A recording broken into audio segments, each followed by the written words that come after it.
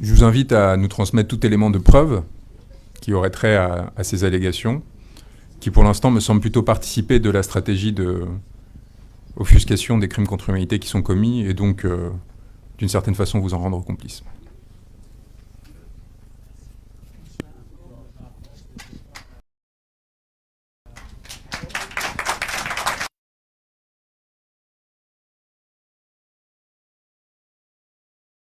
Membre de l'opposition sénégalaise, membre de Yewwi Askan Wi, allié de Ousmane Sonko.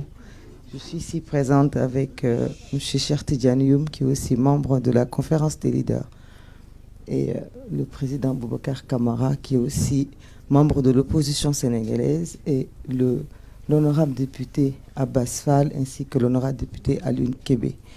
Je tiens à faire ces précisions parce que nous sommes tous autant des présumées victimes prochaines de ce régime.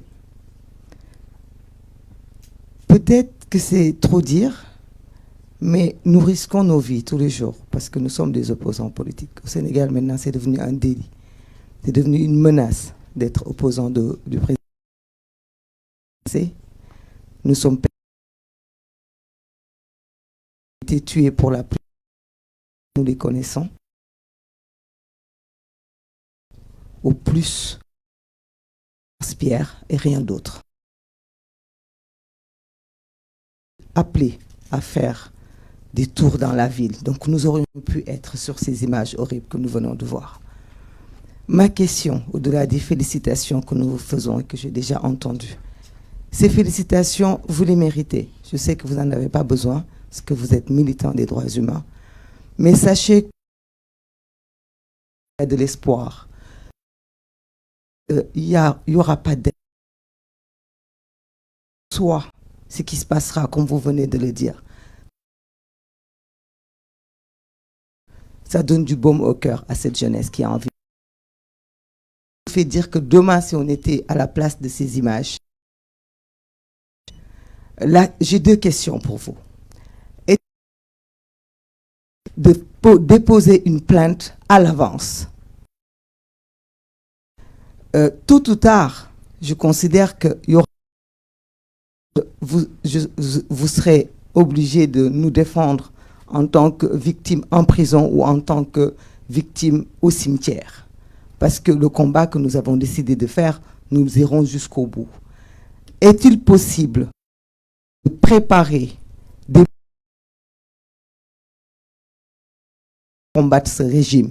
Et je suis sûr que c'est des milliers pour ne pas attendre que les grandes tous ces pays de droits humains, qu'est-ce qu'ils ont responsabilité? Quel est le décret qui est 100 morts, 1000 morts, 2000 morts sur le sol français? Est-il possible de demander à cette au Sénégal pendant les élections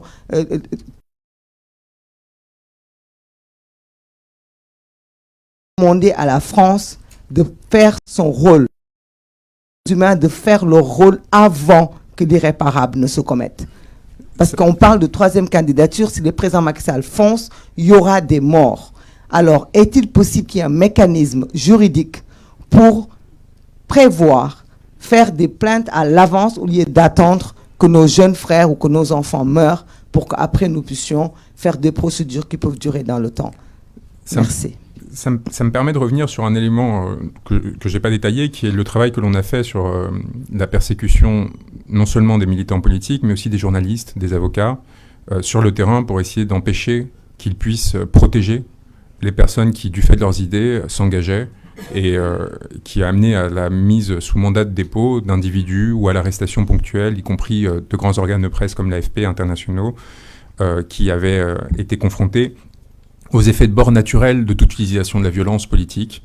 C'est-à-dire que je pense que le régime sénégalais, si vous demandiez à Macky Sall, n'avait évidemment pas l'intention de cibler l'AFP parce qu'ils savent les conséquences que ça aurait, mais lorsque vous autorisez une forme de violence se déployer sur un territoire, ça finit par toucher, vous ne pouvez pas tout contrôler en fait, et parfois il y a des débordements.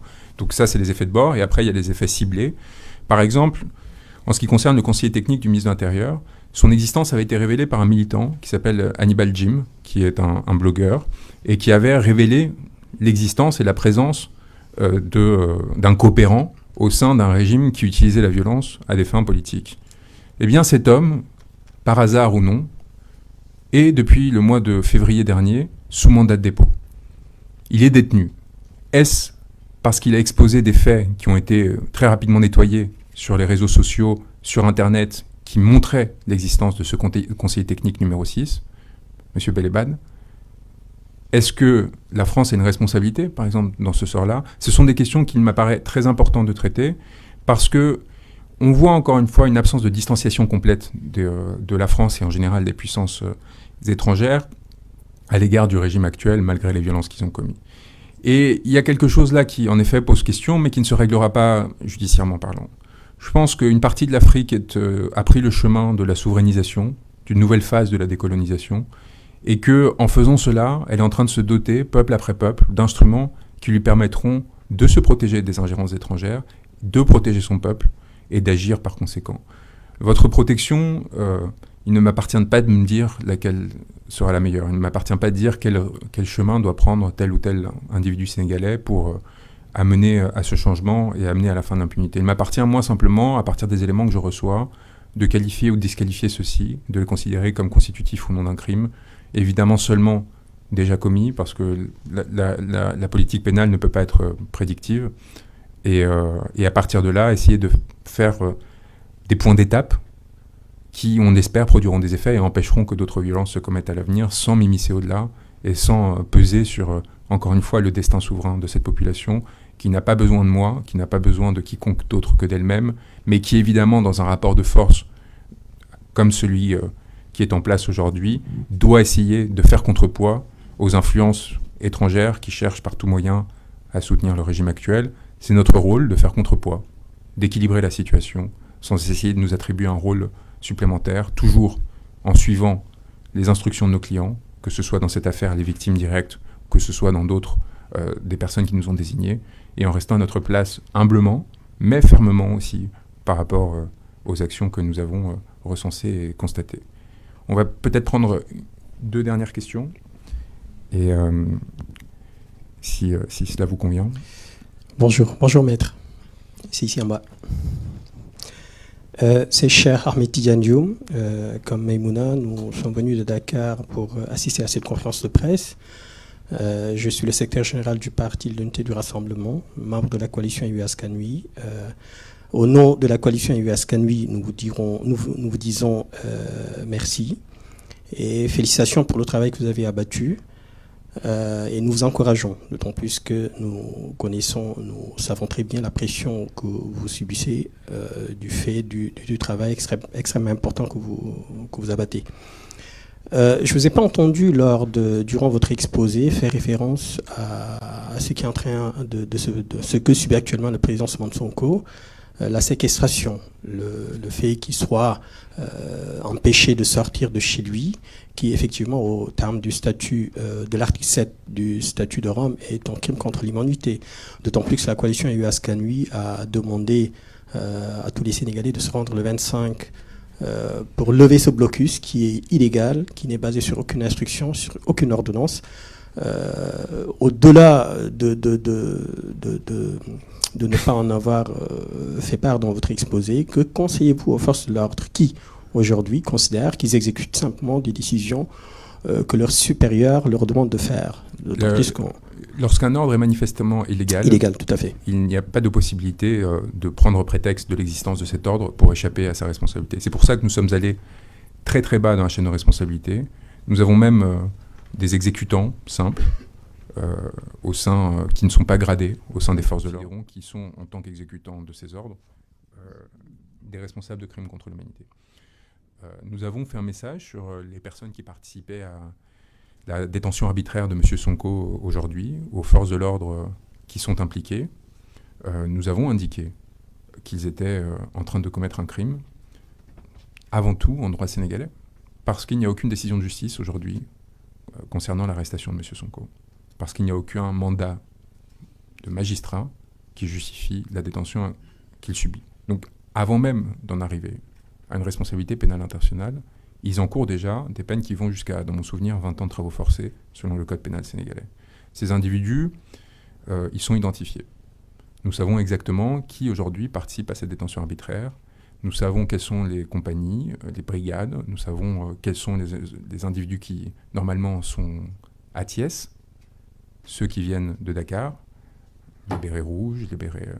Nous les avons tous identifiés, la chaîne de commandement aussi. Et il leur appartient de prendre leurs responsabilités dans un cadre dont l'on comprend qu'il soit contraint, on comprend qu'il soit difficile, dans un pays comme le Sénégal aujourd'hui, de désobéir à des ordres. Mais nous leur avons rappelé, d'une part, que c'était leur obligation, que d'autre part, des actes comme celui qui consiste à gazer des avocats qui viennent voir leurs clients sont constitutifs de crimes. Et enfin, qu'ils doivent, je leur conseille, de demander, d'une part, des ordres écrits sur ce qu'ils font, et d'autre part, mettre par écrit leur opposition à ces ordres. Que des justifications consistant le fait qu'oralement ils se seraient opposés ne suffiront pas. Et ce que nous voyons, c'est que pour l'instant, ils sont un peu trop tranquilles. Et que donc, a priori, il n'y a même pas d'inquiétude particulière à ce stade encore quant au fait que ce qu'ils sont en train de commettre consiste en un des crimes quand même les plus importants dans un système de droit, qui consiste à, en dehors de tout cadre judiciaire, alors que vous êtes doté d'un mandat légal, utiliser vos attributs en tant que force de l'ordre pour commettre des illégalités et détourner vos instruments. Et ça, c'est quelque chose qui devrait particulièrement préoccuper les Sénégalais, parce que lorsque vous avez des forces de l'ordre qui ne respectent pas l'ordre qui est adopté par les représentants du peuple, donc par la souveraineté nationale, la loi, eh bien, il y a de quoi s'inquiéter sur son destin personnel. Et encore une fois, quelle que soit votre destination politique et vos idées politiques, il y a là, à mon sens, un problème fondamental. Donc évidemment, la situation de M. Sonko participe pleinement à ce que nous dénonçons pour une raison très simple, le ciblage politique d'une grande partie de ces violences, dont il est une victime, dont ses cadres dirigeants de son parti sont victimes, et jusqu'à preuve du contraire,